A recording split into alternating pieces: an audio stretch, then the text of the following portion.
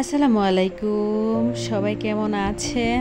কাছে দূরে দেশ অথবা দেশের বাহিরে যে সকল আপু এবং ভাইয়ারা আমার ভিডিওটি দেখছেন, আশা করি আল্লাহর অশেষ রহমতে সবাই অনেক ভালো আছেন। আলহামদুলিল্লাহ, আপনাদের দোয়া এবং ভালোবাসা আমিও অনেকটা ভালো আছি। এই তো প্রতিদিনের মতো আরও একটি নতুন ভিডিও নিয়ে এসেছি আপনাদের মাঝে। আশা করি ভিডিওটিও আসলে অনেক ভালো লাগবে। আপনাদের ভালো লাগার মাঝেই আমাদের সার্থকতা। এই তো আমি সকালবেলা আজকে ভিডিওটা মূলত কিচেন রুম থেকেই শুরু করেছি।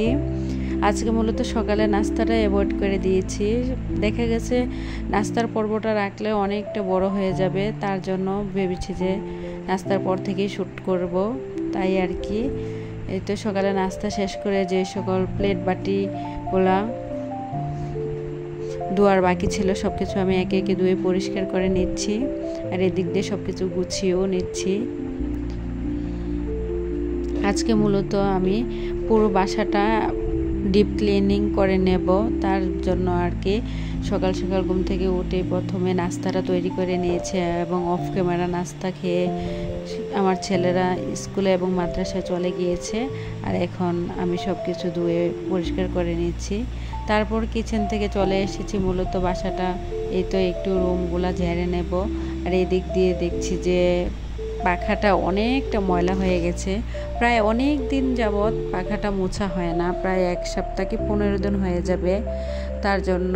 আর এখন আমি ঘরটা ভালোভাবে ঝেড়ে নেব। আর এদিক দিয়ে এই যে ওয়াল হ্যাঙ্গিংগুলো দেখছেন, এগুলো মূলত কেনা।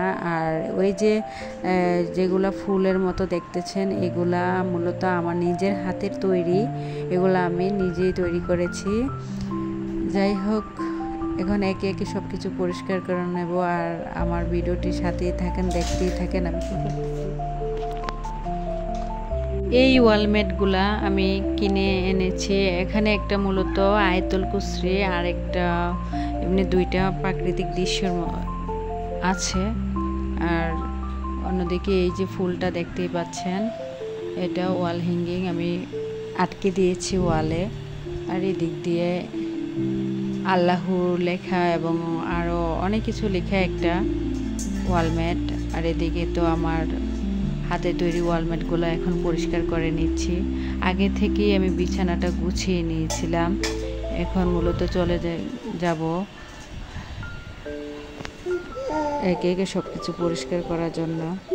যাই হোক, আমরা মেয়েরা যেহেতু সংসারের প্রতি অনেক টান, সংসার জীবনটাই এমন, মেয়েরা বা গৃহিণীরা সবাই আমরা সব মেয়েরাই তার সংসারের প্রত্যেকটা জিনিসের প্রতি অনেকটা মায়া দিয়ে প্রত্যেকটা জিনিস যেমন আটকে রাখে, সব কিছু একে একে গুছিয়ে নেই বা খুব যত্ন করে রাখি।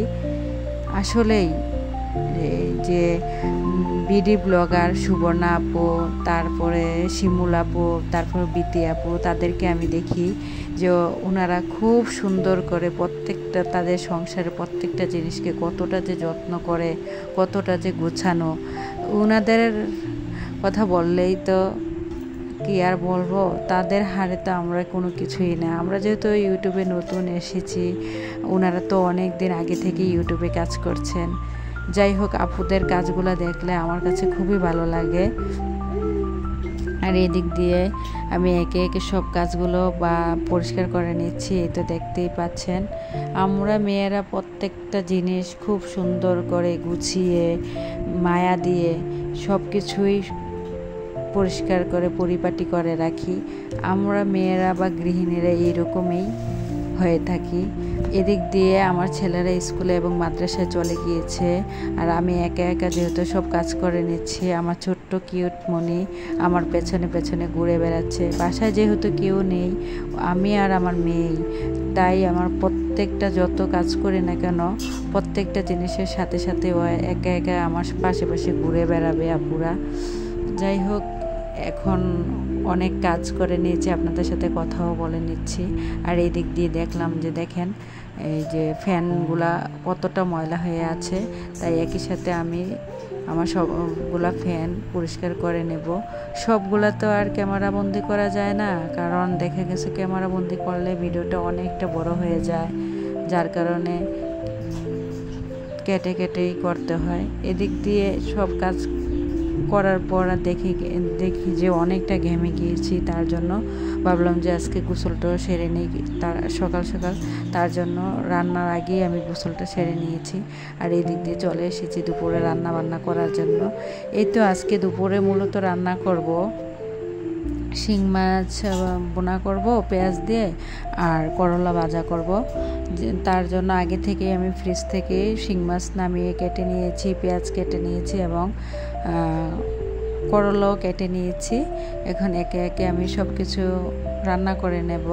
এদিক দিয়ে করলা ভাজা করার জন্য একদিক দিয়ে করলা ভাজাটাও করে নিচ্ছি, আর অন্য দিক দিয়ে মাছগুলো ভেজে নিচ্ছি। যেহেতু আজকে রান্নাটা অনেকটা দেরি হয়ে গেছে অন্যান্য কাজগুলো সামলাতে গিয়ে, আর যেহেতু একাতেই সব কিছু করি, বাসায় এমনিতেই আর কেউ নেই, আমার ছেলেরাই, ওরা তো স্কুলে মাদ্রাসায় চলে যায়। আর ওরাও অনেকটা ছোট যে ওরা যে কোনো কিছু করবে এমনটা না, সব কিছু আমি একা একাই করতে হয়, এক হাতেই সব কিছু সামলাতে হয়।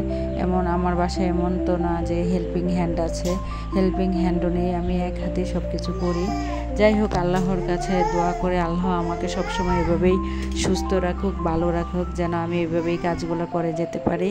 আমি যখন ভিডিওতে ভয়েস দিচ্ছিলাম, আমার ছোট্ট মামনি আম্মু আম্মু আমাকে ডাকছিল, জি আম্মু আসতেছি। তারপরে এদিক দিয়ে তো আমি মাছগুলো ভাজা করে নিয়েছি, দেখতেই পাচ্ছেন। আর এদিক দিয়ে আমি এখন মাছ বোনাটা করে নেব, আর অন্য দিক দিয়ে করলা ভাজাটা হচ্ছে। এখনও যারা আমার ভিডিওটি দেখছেন প্লিজ একটি লাইক দিয়ে দেবেন। আপনাদের একটি লাইক আমার ভিডিওটি অনেকের কাছে পৌঁছে দেবে।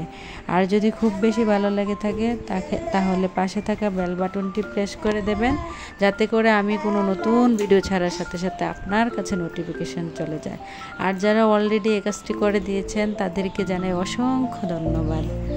এই তো আমরা যেহেতু ইউটিউবে নতুন এসেছি, ইউটিউব প্ল্যাটফর্মটা আমাদের জন্য একদমই নতুন। যারা আমার ভিডিওটি দেখছেন বা দেখবেন, আশা করি আপনাদের কাছে অনেকটা ভালো লাগবে। যদি ভালো লেগে থাকে তাহলে প্লিজ আমাদেরকে একটু সাপোর্ট করবেন। আপনারা যদি আমাদেরকে সাপোর্ট না করেন তাহলে আমি কিভাবে সামনের দিকে এগিয়ে যাব বা জীবনে সফলতা অর্জন করব? তাই আপনাদের কাছ থেকে আমি তো এটা আশা করতেই পারি, বলেন।